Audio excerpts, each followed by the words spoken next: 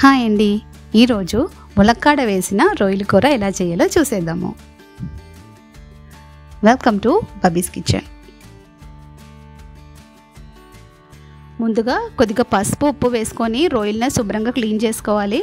అలాగే నేను ఇప్పుడు వీడియోలో చూపించే ప్రకారంగా చాకుతో కట్ చేసేసి మధ్యలో ఇలా నల్లగా దారంలా వస్తుంది కదండి, అది కూడా తీసేయాలన్నమాట. తీసేసిన తర్వాత శుభ్రంగా ఒకసారి కడిగేసి రొయ్యలనే పక్కన పెట్టేసుకోవాలి. ఇప్పుడు స్టవ్ వెలిగించి ఒక కడాయి పెట్టి కొద్దిగా నూనె వేసేసుకోవాలి.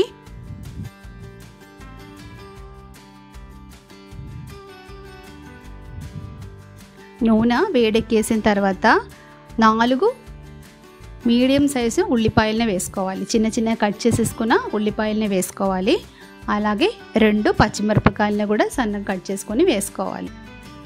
దంచిన అల్లం వెల్లుల్లి కూడా వేసుకున్నాను. ఇవన్నీ ఒకసారి బాగా కలబెట్టేసుకోవాలి. ఉల్లిపాయలు చిన్న చిన్న ముక్కల కింద కట్ చేసేసుకుంటే గమ్మున మగ్గుతుంది. మీకు ఇలా కట్ చేసి వేసుకోవడం ఇష్టం లేకపోతే మామూలుగా మిక్సీలో వేసుకొని కొద్దిగా లైట్గా 2-3 పల్స్ ఇచ్చేస్తే పేస్ట్ లాగా అవుతుంది. అలాగైనా వేసుకోవచ్చు అనమాట. ఇప్పుడు రుచికి సరిపడిన ఉప్పు కూడా వేసుకొని మరోసారి కలబెట్టాలి. ఉప్పు వేస్తే ఉల్లిపాయ ముక్కలు గమ్మున మగ్గుతుంది. ఇప్పుడు ఒకసారి మూత పెట్టి ఉల్లిపాయలను మగ్గించుకోవాలి. చూడండి, ఉల్లిపాయ ముక్కలు మగ్గిపోయినాయి. ఇప్పుడు 2 మీడియం సైజు టొమాటోస్, బాగా పండిన 2 టొమాటోస్ తీసుకొని కట్ చేసేసుకున్నాక ఆ కట్ చేసిన టొమాటోస్ని కూడా ఇందులోకి యాడ్ చేసుకోవాలి. ఒకసారి బాగా కలిపెట్టేసుకోండి. ఇప్పుడు మళ్ళీ ఈ టొమాటో ముక్కలు కూడా మనం మగ్గించుకోవాలి మూత పెట్టి.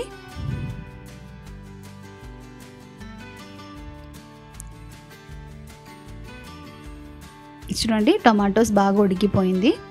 ఇప్పుడు ముందుగా క్లీన్ చేసి పెట్టుకున్న రొయ్యల్ని కూడా ఇందులోకి వేసేసుకోవాలి.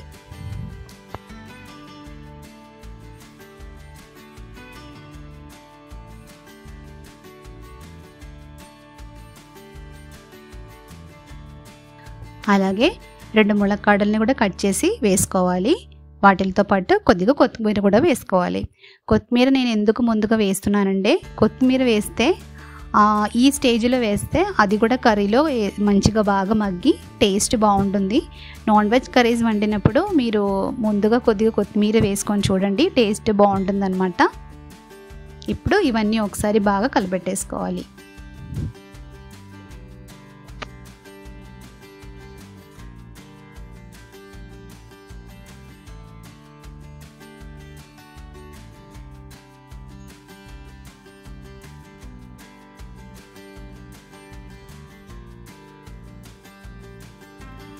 ఇప్పుడు మూత పెట్టి ఒకసారి ఉడికించుకోవాలి. ఇలా మూత పెట్టి మధ్య మధ్యలో మూత తీస్తూ లో ఫ్లేమ్లో ఉడికిస్తేనే రొయ్యలు ములక్కాడ అన్నీ కూడా బాగా ఉడుకుతుంది అనమాట.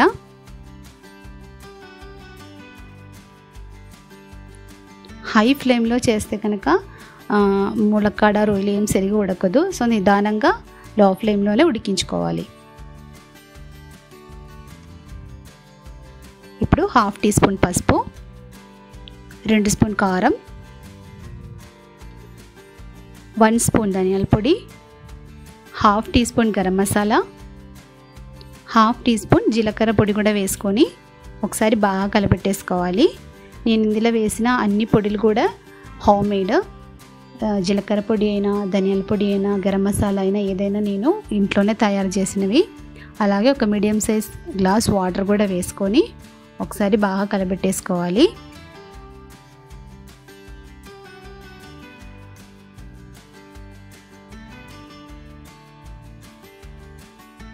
ఇప్పుడు ఒకసారి మూత పెట్టి మళ్ళీ ఉడికించుకోవాలి. ఇలాగే మధ్య మధ్యలో మూత తీస్తూ కలుపుతూ మళ్ళీ మూత పెడుతూ నిదానంగా ఉడికిస్తేనే రొయ్యలు ములక్కాడ అన్నీ కూడా చక్కగా ఉడుకుతుంది అన్నమాట.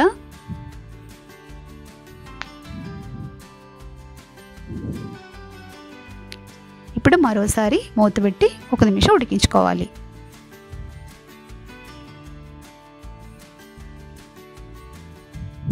చూడండి, రొయ్యలు ములక్కాడ అన్నీ కూడా బాగా ఉడికిపోయినాయి. కన్సిస్టెన్సీ ఇలా ఉండాలి.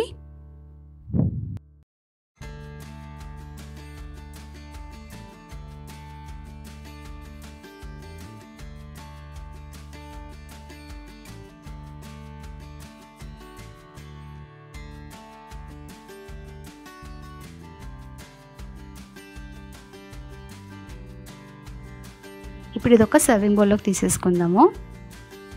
ఈ రొయ్యలు ములక్కాడ కర్రీ మీకు నచ్చినట్లయితే మీరు కూడా తప్పకుండా ట్రై చేసి చూడండి. ట్రై చేసి చూసిన తర్వాత మీకు ఎలా కుదిరిందో అనేది కామెంట్ బాక్స్లో తెలియచేయండి. అలాగే మన ఛానల్ని మీరు ఫస్ట్ టైం చూసేవారైతే మాత్రం సబ్స్క్రైబ్ చేయండి. Thank you so much for watching.